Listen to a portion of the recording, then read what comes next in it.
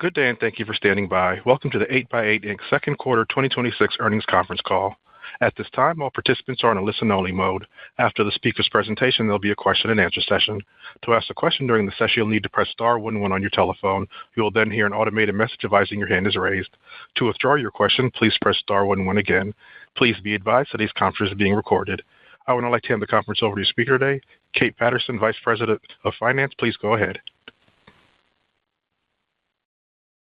Thank you, operator, and good afternoon, everyone. Today's agenda will include a review of our results for the second quarter of fiscal 2026 with Samuel Wilson, our Chief Executive Officer, and Kevin Kraus, our Chief Financial Officer. Following our prepared remarks, there will be a question-and-answer session.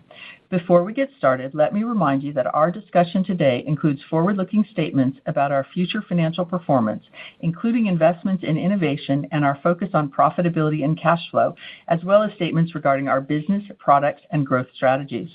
We caution you not to put undue reliance on these forward-looking statements, as they involve risks and uncertainties that may cause actual results to vary materially from forward-looking statements, as described in our risk factors in our reports filed with the SEC. Any forward-looking statements made on this call and in the presentation slides reflect our analysis as of today, and we have no plans or obligations to update them. All financial metrics that will be discussed on this call are non-GAAP unless otherwise noted. These non-GAAP metrics, together with year-over-year comparisons in some cases, were not prepared in accordance with U.S. generally accepted accounting principles, or GAAP. A reconciliation of these non-GAAP metrics to the closest comparable GAAP metric is provided in our earnings press release and earnings presentation slides, which are available on 8x8's investor relations website at investors.8x8.com. With that, I'll turn the call over to our Chief Executive Officer, Samuel Wilson. Thank you all for joining us today. As we mentioned last quarter, we are transitioning our conference call format. We're moving away from reading lengthy prepared remarks and instead are posting a detailed quarterly letter complete with business and financial highlights to the investor relations website in the quarterly results section. This quarter, Kevin and I will share brief remarks highlighting a few important points. Q2 was another strong quarter for 8x8, and the results reflect the progress we're making in the business. We are continuing to execute against our priorities for the year, returning to growth, expanding our use of AI to improve both customer and employee outcomes, completing the Fuse platform shutdown, and driving stronger retention through cross-sell and multi-product adoption. But the real story this quarter is innovation. It is transforming how customers experience 8x8 and what is powering our growth. We've embedded AI throughout our platform to make communications smarter, faster, and more personal. From real-time call summarization and contact center to AI-powered transcription work in 8x8 Work, to new agentless payment capabilities, to digital channels like Viber and RCS in 8x8 Engage. Engage is our AI-powered CX solution that extends contact center capabilities to all customer-facing employees. Internally, we're using AI to work smarter, automating processes, improving forecasting, and helping our teams deliver faster, higher-quality customer experiences. We view AI as elevating and enhancing the work of our employees, making us more efficient. We're also transforming how we take our innovation to market, aligning our sales, marketing, and partner motions around customer outcomes. And I'm excited to share that Stephen Hemmel has stepped into the role of Chief Revenue Officer to lead this next phase. Stephen successfully drove our CPaaS API usage in the Asia-Pacific region and around the world. So some key points. Today, we announced 8x8 Workforce Management, available starting next week to all contact center customers at no additional cost through our new 8x8 App Store. Yes, you heard that right.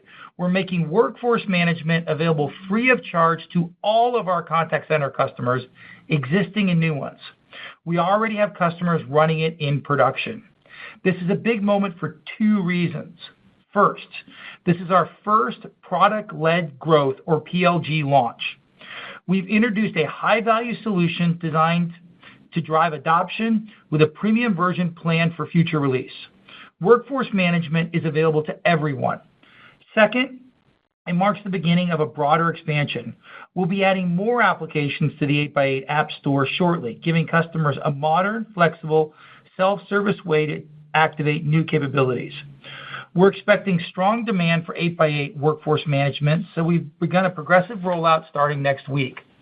The 8x8 App Store and PLG strategy was implemented to better support the accelerating pace of AI-native product innovation, and it reflects our commitment to delivering outcomes that matters. We have new apps teed up for both UC and CC in the near future.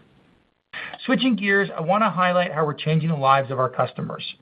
One example is one of the largest automotive dealerships in the UK. Before working with 8x8, they were juggling 9 different communication systems across its dealerships, creating complexity and slow response times. By moving to 8x8, they consolidated everything, voice, video, contact center, analytics, to one integrated platform.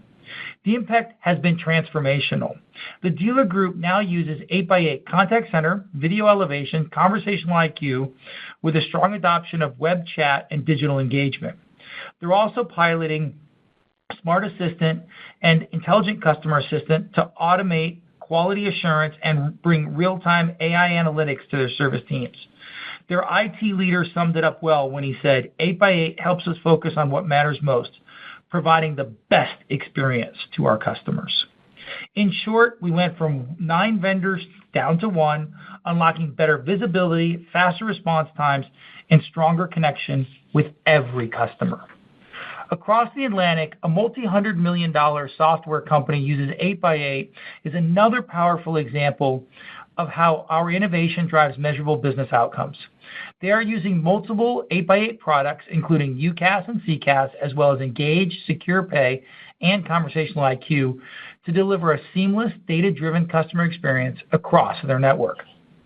Their team has fully embraced 8x8 as a strategic platform, not just for communication, but for business transformation. They're leveraging analytics and engagement insights from 8x8 Engage to refine the sales and service workflows to connect all customer-facing employees in and out of the contact center. They're also piloting Smart Assist to improve mystery shopper scores and coach their frontline teams in real time. It's a deep collaborative relationship from executive leadership to frontline users built on trust, measurable outcomes, and shared success. This software vendor exemplifies what we mean when we talk about long-term customer partnerships built on a comprehensive portfolio of products. These are the kinds of outcomes that define our innovation story, outcomes that are measurable, transformational, and rooted in customer success. They show what makes 8x8 different. We're not just delivering new features or chasing trends. We're helping organizations simplify their technology, empower their employees, and create experiences their customers remember. Whether it's a service provider at an auto dealership resolving an issue in one interaction, or a software team using analytics and automation to raise customer satisfaction scores, these are real examples of 8x8 innovation in action. That's what makes this journey so exciting. Innovation that creates lasting impact for our customers, our people, and ultimately, our shareholders. With that, I turn it over to Kevin to share a few highlights from the quarter. Thanks, Sam. Good afternoon, everyone, and I also want to thank you for joining us for our fiscal Q2 2026 earnings call. Detailed financial results are available in our press release and in the trended financials on our investor relations site. As Sam mentioned, we're introducing a slightly different format this quarter, and I have also posted a shareholder letter and financial highlights alongside our quarterly materials. With that information already available, I'll focus my remarks on a few key highlights. Unless otherwise noted, all figures other than revenue and cash flow are presented on a non-GAAP basis. Q2 marked our second consecutive quarter of year-over-year revenue growth, reflecting healthy usage trends and disciplined execution. Total revenue was $184.1 million, and service revenue was $179.1 million, with both exceeding the high end of guidance by roughly $4 million and growing 1.7% and 2.3% year-over-year, respectively, driven by continued strength in our usage-based offerings. Excluding revenue from Fuse customers, whether on the 8x8 platform or not, service revenue grew nearly 6% year-over-year, higher growth than we achieved last quarter and our fourth quarter of acceleration. Service revenue remaining on the Fuse platform declined to approximately 3% of total service revenue, down from approximately 7% in Q2 25. We are on track to move the remaining Fuse customers onto the 8x8 platform by calendar year-end. Usage revenue, which includes our CPaaS communication APIs, saw another record performance totaling approximately 19% of service revenue, compared to approximately 13% in Q2 25. Gross profit for the quarter was $120.9 million, about $2 million above our implied guidance midpoint, reflecting strong execution and revenue outperformance. Gross margin was 65.7%, down sequentially due to the continued mix shift toward our usage revenue, which carries a lower margin profile but will add meaningful profit dollars as usage revenue continues to scale. Operating income came in at $17.3 million, exceeding expectations and resulting in a 9.4% operating margin, above the high end of guidance. Fully diluted EPS landed at 9 cents per share, 1 cent above the high end of our guidance range. Cash flow from operations was $8.8 million for the quarter, above the high end of guidance. We ended the quarter with $76.7 million in cash equivalents, and restricted cash. We continue to allocate capital to debt reduction. During the quarter, we made a $10 million term loan prepayment, and subsequent to quarter end, we made an additional $5 million term loan payment. With these actions, we have reduced our debt principal by $224 million, or 41%, since the August 2022 peak debt of $548 million. Our next required term loan payment of $2 million isn't due until June 30th, 2026. These proactive delevering actions demonstrate our continued commitment to disciplined capital management. Stock-based compensation as a percentage of revenue was 2.9%, another multi-year low for the company. This continues a clear downward trend, reflecting our ongoing focus on prudent equity management. While our diluted share count has grown, the year-over-year increase declined notably versus the prior quarter's growth for the second quarter in a row. We are committed to minimizing dilution over time and managing compensation costs in a thoughtful and sustainable manner. Looking to Q3, our revenue guidance reflects a sequential decline, following record usage revenue in Q2 and the ongoing wind down of Fuse-related revenue. Customer engagement remains healthy, but we are forecasting usage-based revenue growth more cautiously given potential variability in consumption patterns.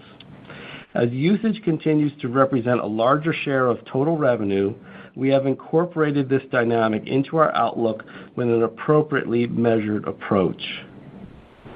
Given the rapid growth of our usage revenue, we are guiding to lower gross margins for the remainder of the year. Importantly, this mix shift reflects increasing engagement with our platform and expanding use cases across our customer base.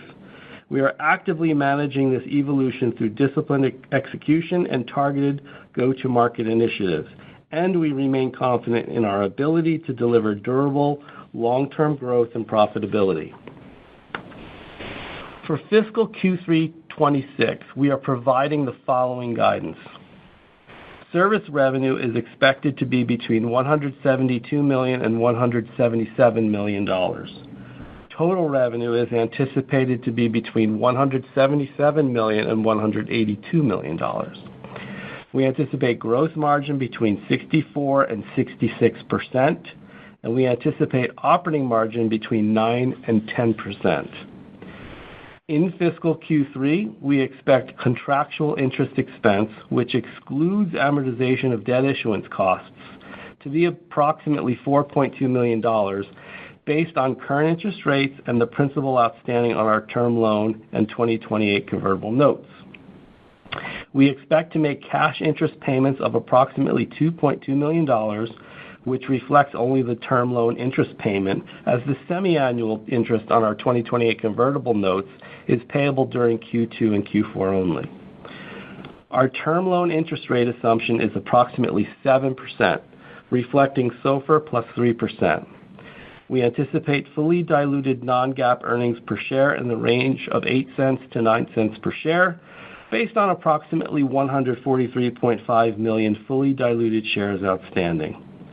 We anticipate cash flow from operations to be between $10 million and $14 million, driven by the timing of cash interest payments and other payments we make in the normal course of business. For full fiscal year 2026, we are updating our guidance as follows. Service revenue is anticipated to be between $692 million and $706 million. Total revenue is anticipated to be between $712 million and $726 million. We anticipate gross margin to be between 65% and 66%. Full year operating margin is projected between 8.5% and 9.5%, translating to non-GAAP operating income of approximately $65 million at the midpoint of our full year revenue and operating margin guidance. Although operating margin is expected to decline year-over-year due to mix-related gross margin pressure, we expect non-GAAP net income to remain relatively stable, supported by significantly lower interest expense compared to fiscal 2025. We expect fully diluted non-GAAP earnings per share to be in the range of $0.31 to $0.33 for the year, assuming approximately 143 million average diluted shares outstanding, and we anticipate cash flow from operations to be between $38 million and $42 million for the full year. In summary, Q2 reflected steady execution, consistent profitability, and ongoing progress in strengthening our balance sheet. With disciplined expense management and a clear focus on profitable growth, we enter the second half of the fiscal year with strong momentum and confidence in our ability to deliver sustained shareholder value. With that, I will turn the call over for Q&A. Thank you, ladies and gentlemen. If you have a question or a comment at this time, please press star 11 on your telephone. If your question has been answered or you wish to move yourself from the queue, please press star 11 again. We'll pause for a moment while we compile our Q&A roster.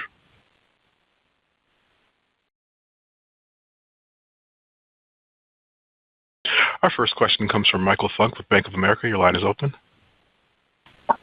Yeah, hi, good evening. Thank you all for the questions tonight. I had three if I could. So first on the service margin comments that you had, I understand you're saying more usage-based revenue, but maybe help us think about the P times the Q there, how much of that driven by volume versus change in price?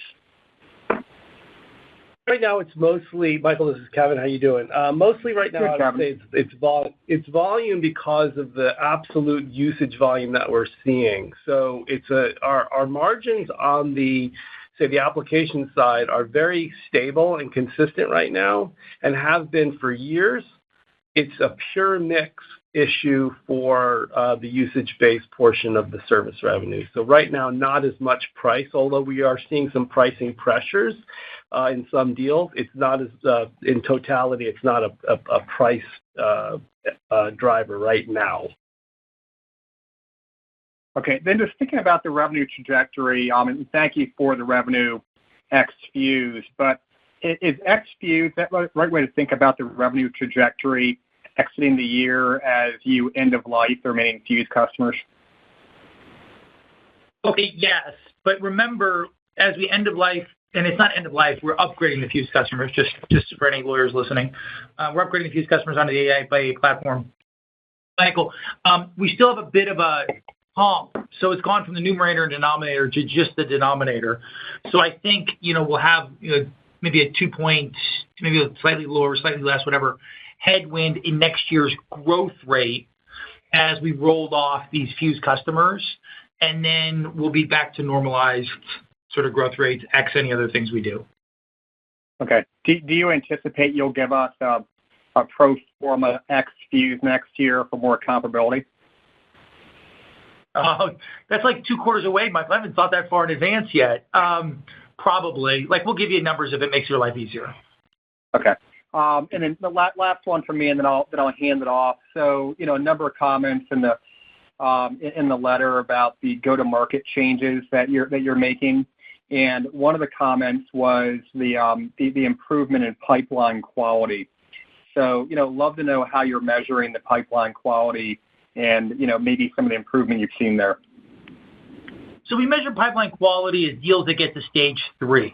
So we run a 7-stage sales process, and we consider, anything that's stage 3 plus to be high quality. That means it's, there's been a first meeting, there's been discovery, there's a vetting process that's been done, et cetera. And so that's where we're seeing, the improvements in quality.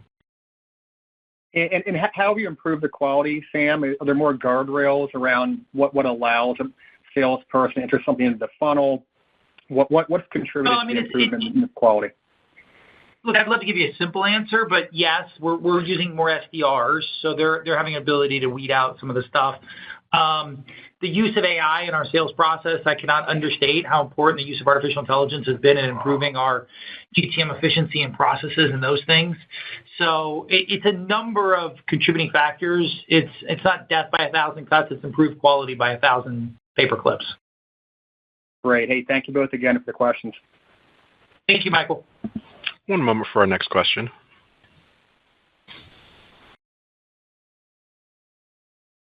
Our next question comes from Josh Nichols with B. Riley. Your line is open. Yeah, thanks for taking my question. Good to see revenue coming in at the top end or above the top end of the range. I was just looking at the guidance breakdown, and with Fuse transitioning at calendar year end, I think the guidance kind of implies that maybe service revenue troughs out in like 4Q, but is the expectation that going from there, since you don't have those Fuse comps into fiscal 27, you'd start to see improvements on a sequential basis without the Fuse overhang? Okay, so Josh, your question is completely appropriate. It's just really hard to answer now that usage is 19% of our revenue, right? So we try to be very conservative with our usage-based modeling. I mean, we're still early in this transition to usage-based revenue.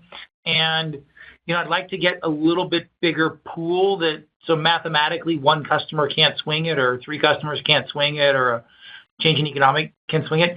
So I'm not ready to yet predict exactly when you're going to see that. It'll depend a little bit on some renewals coming up. It'll depend on our usage and it'll depend on new bookings that we put into the mix, right? So it's a lot of moving pieces.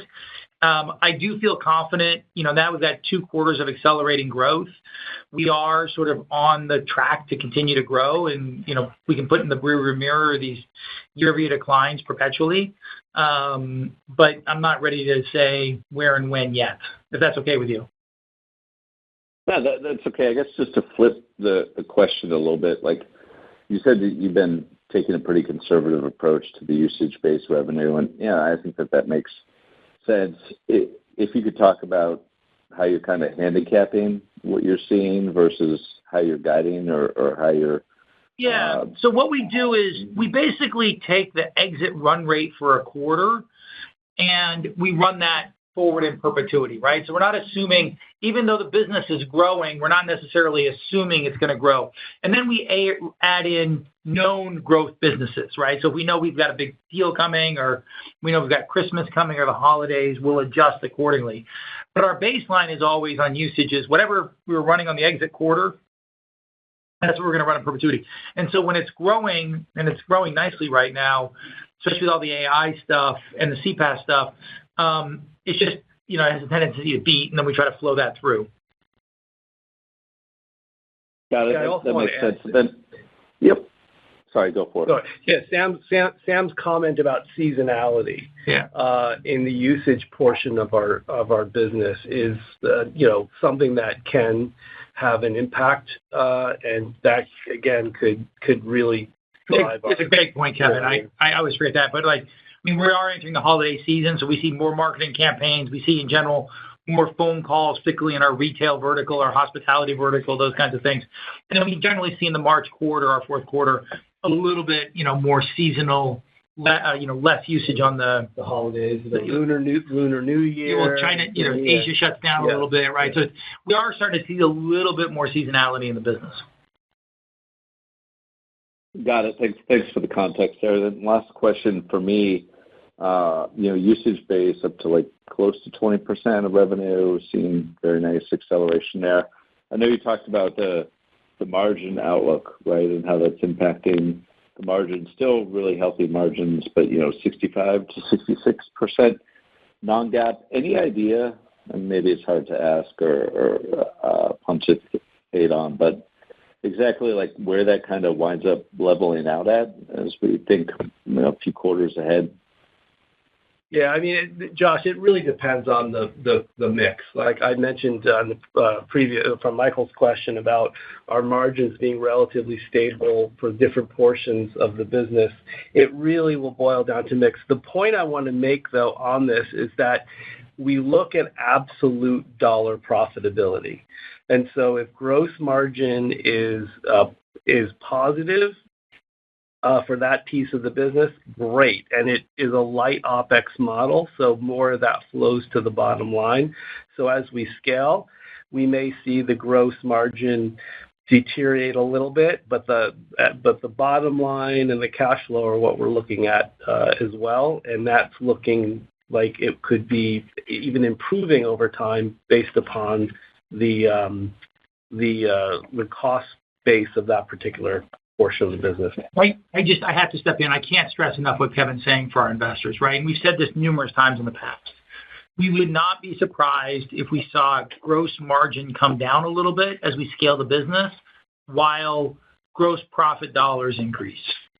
It's just a mix. It's how customers are adding on AI products or messaging products or these kinds of things. But we know the more products we sell customers, the stickier they are, the higher the LTV, the higher the average revenue per customer. It's the right thing to do for the long-term value of the customer, and therefore it's the long-term value of the shareholder. Got it. Thanks, guys. Thank you. One moment for our next question. Our next question comes from Peter Levine with Evercore. Your line is open. Great. Thank you guys for taking my question. Congrats on the deleveraging. I think that was obviously part of the plan for a while, so good to see that. Maybe to go back to a prior question around the pricing pressure that you're seeing. I've heard from some of your competitors that during COVID, prices were high, and now that 2-3 years, as renewals come up, pricing becomes part of the conversation, and you've seen a bit of not a commoditization, but pricing used as a lever. How much of that are you seeing as part of renewals, where you're going to have to go through a period of time where, as these renewals that you've had over the past 3 years come due, like, is that part of the equation? Is that some of the headwinds that you guys are dealing with or seeing today? Yeah, of course. I mean, I think, look, during the pandemic, you saw, rush buying, especially from the on-prem to cloud type of systems. And, as those reach 2 and 3 and, year renewals, they're being right-sized. So it's not just, I want to be clear, pricing pressure is certainly happening, mainly led by a certain video conferencing company who seems to, sort of be price agnostic sometimes. But also we are seeing some rationalization of seats, driven by the economic situation, et cetera. What's offsetting that is our AI products, our messaging products, our digital products, et cetera, right? So, I mean, I can't stress this enough. Like, the idea that we're surprised this is happening is completely false. We completely know what's happening. We're managing it accordingly. And this is one of the reasons we've added more products to the mix, right? So what we're seeing is customers may reduce the number of UC seats, but add RCS, which we now offer globally, into the mix, and that's offsetting the average revenue per customer. And this is why we're seeing average revenue per customer increase on a year-over-year basis, particularly as we get more 3, 4, 5 product customers, and our retention rates are going up as we get more multi-product customers. So in the end, this post-COVID transition is certainly one we have to deal with. It's one we're very aware of and we're managing, but it's not one that scares us. Okay. Maybe WFM, obviously it's a free offering. Maybe walk us through the strategy there. And then I guess if there's a way to handicap, what percentage of your customers are actually using you guys today for WFM versus like a point solution?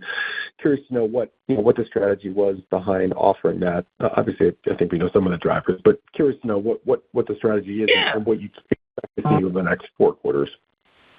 Okay, so we saw an opportunity with WFM market. So contrary to probably what you've heard, and Peter, I know you know this like the back of your hand, right? Contrary to what people sometimes say is the most popular WFM product in the world is Excel, right? By far.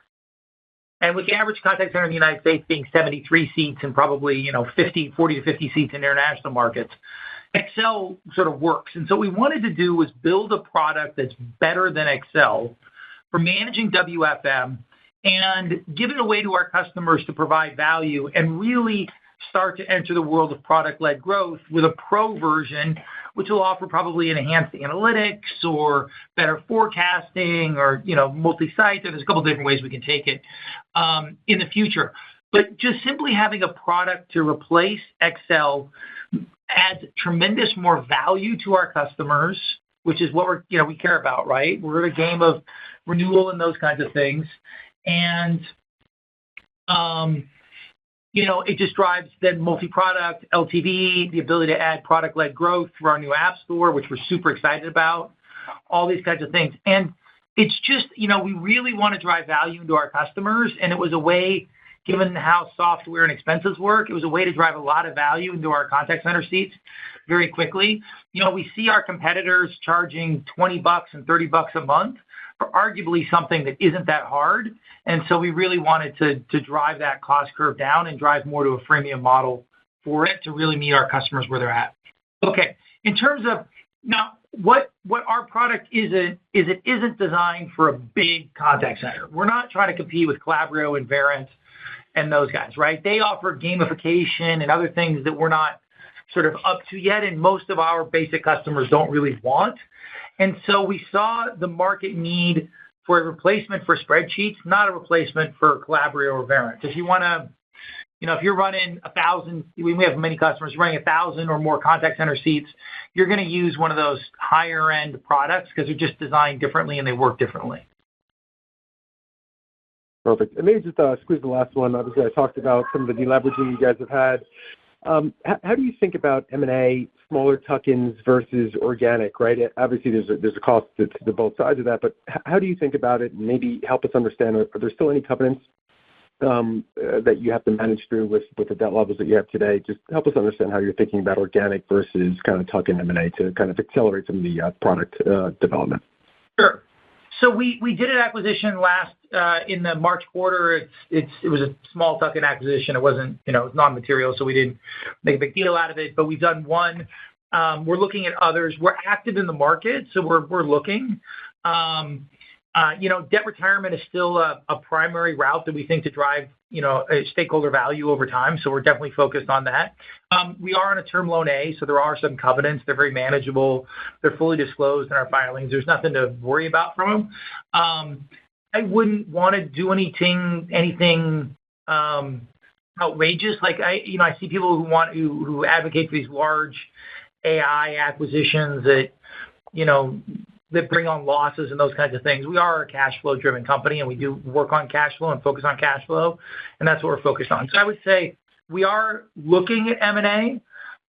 We think it definitely is part of our capital allocation strategy to acquire tuck-ins to drive geographic expansion, product portfolio expansion, or customer expansion.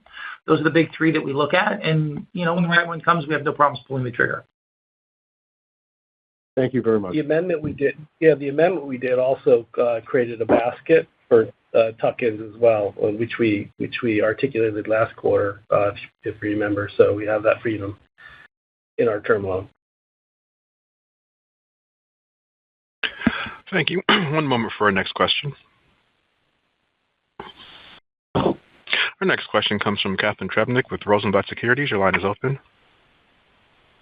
Oh, thanks for taking my call. Hey, Sam, how are you seeing the buying pattern change now that AI seems to be more part of the discussion?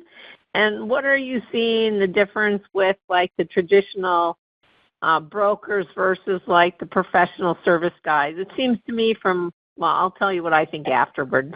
Let me get your opinion first. Okay. Thanks. So first off, look, so I want to break this into two parts. There's AI itself, the technology AI itself. I think what we're seeing is customers are driving really to the first core use case adoptions and adopting those. So Agent Assist, or we call it Smart Assist, or our AI receptionist, those kinds of things. Very specific targeted use cases. We're obviously, most of us in the industry are spreading it across things like summarization or those kinds of analysis. And so there's a lot of those first use cases are getting adopted. So what's changing, I would say, is the buyer doesn't come in and say, hey, what do you guys sell for AI? The buyer comes in, he or she comes in and says, look, we're looking for an Agent Assist solution. Can you tell me about the ones that you offer? And through our TPEDS partnership, we always get to offer great things. The second one is much more subtle, and I think we were in front of it and will remain in front of it for an extended period of time, is that AI is sold on a consumption-based model. The whole notion of, a seat of AI, and I know that Gartner and others have tried to bend, old SaaS metrics into the world of AI. They don't work. What works is usage. The customer wants to pay, and we're even seeing it, and I know this is going to, people will overreact to this comment, so please don't. But we're even seeing it spill back into our subscription-based services where people want to try to morph them more into a consumption-based service. So what do they want? They want a right to adjust the number of seats after 1 year, 2 year, and 3 years because they just don't know how many employees they're going to have. And I absolutely believe that our industry, our SaaS industry, is going towards that consumption usage-based model. It is an unstoppable force, and you can argue, by yourself as much as you want, but the reality is that's where we're going. And so what we see is usage-based specific use cases are what's driving our business right now. That's right, interesting. Catherine, your 2 cents. Okay, yeah, no, because what I've been, we can deal with it more on the post call, but I've been hearing that because it's more complex that, the traditional telco guys aren't really set up to do a more complex sale.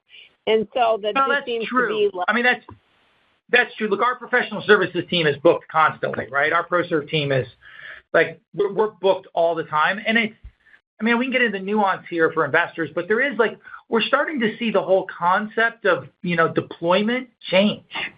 It's a lot more, We're selling more continuous services because these models require constant fine tuning and there's new use cases and whatever.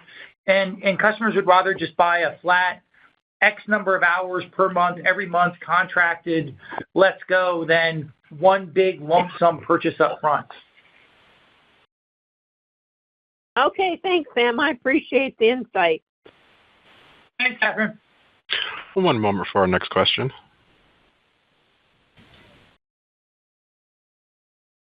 Our next question comes from Seti Panigrahi with Mizuho. Your line is open. Hey, guys. Thank you for taking the question. It's Chad on for Citi. Just first, I'd be curious if you could expand on any actions you're taking on sort of the cost side as sort of this lower margin revenue comes through the P&L and sort of what you're looking at to expand operating margins from here. We're aggressively deploying AI technologies in-house. We don't just sell it for our customers. We use it ourselves, and we're seeing ROI benefits. Obviously, this is a little bit of that margin issue that you guys like to obsess about, but when you first buy AI, it actually drives down your margin because you're running the old process and the new process side by side until you get the new one fully ramped. So there's some of those issues that we see going on. Obviously, as we grow in size and we've returned to growth, we're putting pressure on our suppliers to give us, good unit pricing, and eventually that stuff flows through. But a lot of this is just mix. I've tried to warn Wall Street for years that I believed over time, as we moved more to a usage-based model, what you would see is increasing revenue growth, decreasing gross margin, increasing gross profit dollars, and over time, an increase in operating margins. Because you're more aligned with your customers, and the more aligned you get with your customers, the higher LTV you drive over time. It's just that simple. A little color on what Sam just said, which was excellently stated. I'll give you an example of we're using AI internally. We are able to use AI to right-size a lot of our, say, software purchases. I'll give an example where we're able to actually get great insights through the use of AI as to the use of each of the seats or whatever, so we don't overbuy upon renewal. So that's one example of using AI of many that we're doing right now to have cost control without removing the ability to work efficiently internally in the company. So we're starting to see good signs there. Awesome. Really appreciate the color. And then just one follow-up from us. If you could talk about sort of how the revenue trends were in the quarter from a domestic U.S. standpoint versus international, and how that relates to sort of the better revenue outlook from here. It's no surprise, and Kevin can give you more details, but like our U.S. business isn't doing as well as our international business, right? I think our, business outside the U.K. is almost 40% of our, the U.K. and international is almost 40% of our business, and it's growing substantially faster than our U.S. business. The U.S. is kind of the center of price compression and gamesmanship and some of those kinds of things relative to what we're seeing in international markets where we're doing much better. Also, the Fuse customer base was largely U.S. Yeah. And so. Yeah, Fuse customer base was largely U.S., as Kate just said. Got it. Thank you, guys. Thank you. And I'm not showing any further questions at this time. I'd like to turn the call back over to Sam for any further remarks. All right. Thank you, everyone. Thank you for the earnings call. Any feedback you want to give that's super positive on our new format, please send those to me at samuel.wilson@8x8.com. Any negative feedback you want to give, those go to Kate Patterson. I say that jokingly, but any feedback you want to give us on the new format around a shortened script and a letter and those kinds of things is much appreciated. And with that, we look forward to meeting with all our investors again in 90 days with how we'll do over the next quarter. Thanks, everyone. And if I don't talk to you before then, happy holidays. Thank you, ladies and gentlemen. This does conclude today's presentation. You may now disconnect and have a wonderful day.